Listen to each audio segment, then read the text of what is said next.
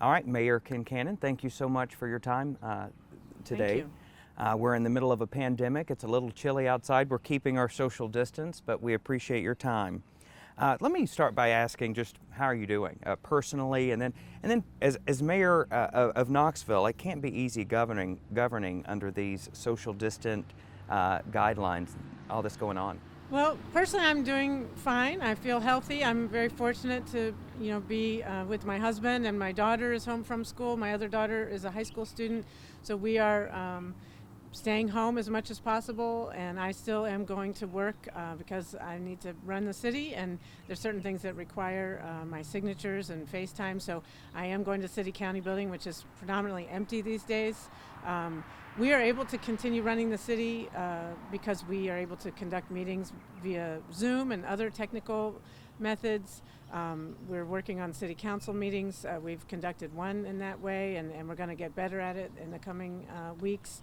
I am also trying to get out in the field and meet with the city employees who can't work from home, who are essential, who are out there doing the work of keeping the city running. So we're doing well. We are being as prepared as we can be. We expect the number of cases to increase in the coming weeks, and we're working to collect personal protective equipment and take care of our employees so they can take care of the city. And so you've recently passed an executive action that would allow city employees to take corrective measures, primarily education. You say that the goal there is to educate people when they're not complying with these rules. To my knowledge, you're the first mayor of the big four cities to implement any sort of corrective action. Can you speak to whether that was an easy decision for you or a difficult one? Well, what really crystallized it for me is the health department enacted their Safer at Home order, and then the following weekend, it was a really beautiful weekend, and people were out and about, some of them practicing social distancing and others not. They were ignoring signs put up in our parks. They were just accounts of people gathering in large groups that weren't practicing social distancing. And then at the same time, our numbers have gone up from 0 on March 12th, we had our first case, to a few days ago, we're probably going to exceed 80. So we need to take this seriously. So the impetus behind it was that to just amplify and help people understand the serious nature of this. So it wasn't a hard decision, and also because the enforcement is first and all is inform people, educate people, and then 99% of businesses and individuals will be like, oh, I didn't understand that this is a life and death situation. And now that I do, I'm going to follow the guidelines of the health department. And we just wanted to help support the health department, get the job done to help everybody survive this pandemic and then get through on the other side. And for the purposes of our viewers, we're taping this Thursday morning. The latest numbers that we've seen are 77 confirmed cases. It's 78, I think, as of yesterday, but I could be wrong. Late 70s. Yeah, Well, yeah. we just don't want you to sound dated. That is why Right. we don't know what the numbers will be Sunday or Saturday afternoon. Right. But back to your executive action, there's a camp of thought that considers it heavy-handed or maybe government overreach of sorts. What do you say to those critics who say it's a heavy-handed? Well, I think that public health is paramount. I think Dr. Richard Briggs, who's one of our state senators, said it best. Freedoms are important, but you can't enjoy your freedoms if you're not alive. I think he put it in an even more pointed way. And I think people of this community deserve to have freedoms, and we all do. And I support the Constitution, but a pandemic is an unusual situation. And all we are doing is out there enforcing the public health order of Dr. Buchanan and her public health experts. And the citations, we haven't issued a single citation yet, but if we do, it's $50 per day per violation plus court costs. It's not a criminal offense, it's a civil violation. We're not going to be taking people to prison. We just want people to abide by this to save lives. The COVID-19 epidemic is a real serious problem. People are getting really sick. One person in Knox County has already died from it. And we expect a big surge. And we know that the only known way to prevent the spread is for people to have at least 6 feet of physical distance between them. So this is an unusual situation that requires unusual actions. Speaking of action, Governor Lee, several physicians around Tennessee have called on the governor to issue a stay-at-home order like several other states have implemented. Do you support a stay-at-home order, or do you think what we have now is an appropriate response? I think if the governor were to move further, that would be better because people don't always take it seriously until they get to the, more aggressive and assertive things. They've done it in Florida, they've done it in Ohio, they've done it in Kentucky. We have a growing number of cases, and I would hope that he comes to that conclusion. The sooner the better. I think in the meantime, we're doing what we can locally to respond and take this as seriously as possible and encouraging everyone to stay home. Now, we know that Knox County Mayor Glenn Jacobs is not implementing any corrective action at this time. He's putting it on individual choice at this point, and said he's been encouraged by the amount of people that are following the guidelines. I'm just curious because I know you two work together and on the same floor.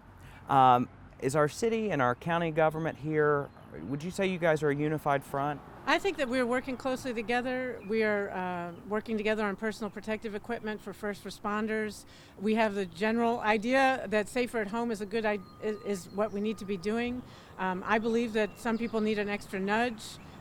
We are getting incredible cooperation from people across the city and the county, and our enforcement capacity is just to make people be sure to take it more seriously. Sometimes people need that extra nudge, and this is a life and death matter that I think a little bit of enforcement makes sense. And I'm not just guessing on that. That is what's working in other places around the globe. This is not speculation.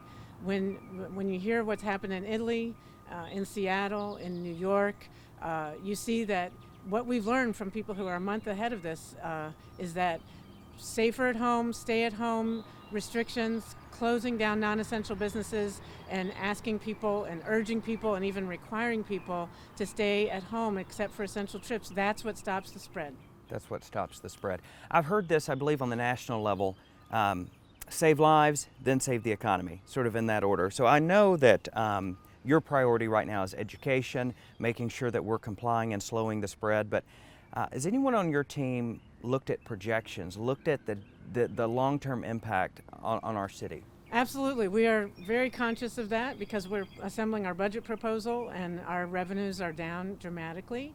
We do expect that the economy will bounce back. We don't know exactly when, but we have a strong economy, and this is a temporary thing. And all the economists that I've read and spoken to, and business professors at UT and other national experts, say the main thing to do now is to follow the public health measures to stop the spread of this virus, and that helps us economically as well. It is a hard impact on our economy. I know people who've lost their jobs. I know businesses who've have lost all their revenue, and the best way to help recovery is to stay at home for all things except essential trips. And then we'll get over this pandemic and get the economy back on its feet. If we mess around and don't take this seriously, the economy is going to be hurting for a much longer time. It's the pandemic that's affecting the economy, not the public health measures. The public health measures are going to help us recover more quickly in terms of health and economy. What do you say to those people? You said you know people out of work. A lot of people are scared, whether that be for their financial futures or their health. What would be your message to those people today?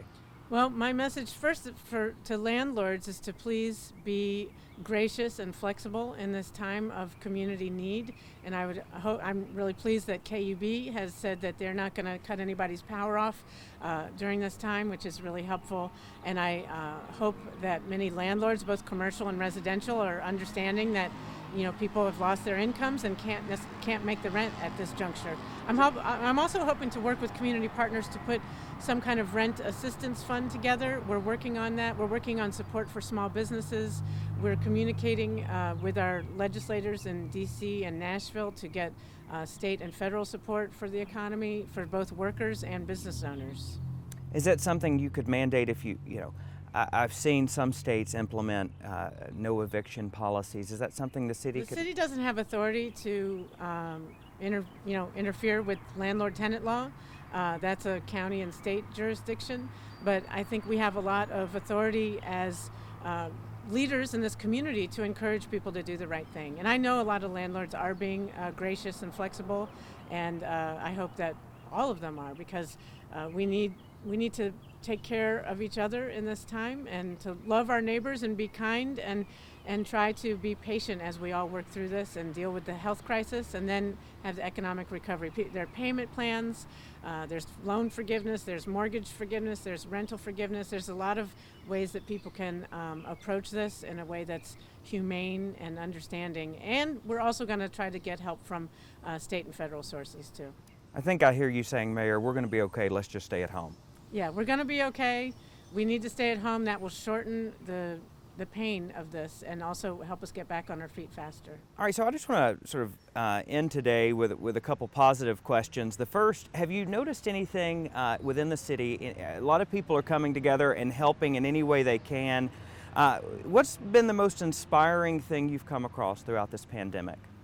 Well, one thing I've heard is that neighbors who know an older person who doesn't feel safe going to the grocery store because they're high risk, they've put things in their windows where that person, has a green piece of construction paper if everything's okay, a yellow if they need help getting groceries or a run to the pharmacy, or a red if they need someone to come over and help them and immediately. So they're neighbors helping neighbors, looking out for each other, coming up with ways to communicate. Because social distancing is important, but I think it's really important to realize that it doesn't mean you can't be social. It just means you need to maintain at least 6 feet of distance. You can talk to your grandparents and other family members through the internet and telephone, and to stay connected. And I think people, the artists in our community who have been offering concerts online, that really encourages us. It helps, and all the churches and faith-based organizations that have been reaching out and finding new ways to nourish our souls with community prayers and online services. That's been amazing. We are adjusting. We are very flexible. We're going to get through this, and people are stepping up in a really big way. So I'm encouraged, and I know that Knoxville's going to get through this together. Well, my last question, and I hate to say it, but corn tips. I've seen that word pop up on social media. Many of us, including myself, sort of find ourselves stir crazy. What do I do with this time? So do you have any corn tips for us? Well, one is just to think about it, instead of stuck at home, safer at home. Home is where you can be the safest, and there are a lot of maybe projects and chores and other things that you've been putting off due to lack of time. Now's the time to do those things. If you're lucky enough to live with family members, now's the time to connect in ways that you might not have had taken the time to do before. It's also, we're lucky, it is springtime. It's April. It's one of the most beautiful times of year in Knoxville. Our parks are open for passive use. We're not, we've closed down the organized elements that are not conducive to participating in right now, but go out there, enjoy the dogwoods, enjoy the spring wildflowers, and take walks and hikes. And those things are free, and they're good for our health, our mental health, our emotional health, and I encourage everybody to take advantage of that. So stay safer at home and get outside and enjoy the spring in wide distancing from each other. All right, Mayor Kincannon, thank you so much. I guess we should go wash our hands. That's right. Thanks so much, and thanks for all the messaging that you guys are doing to help us get through this. I appreciate it.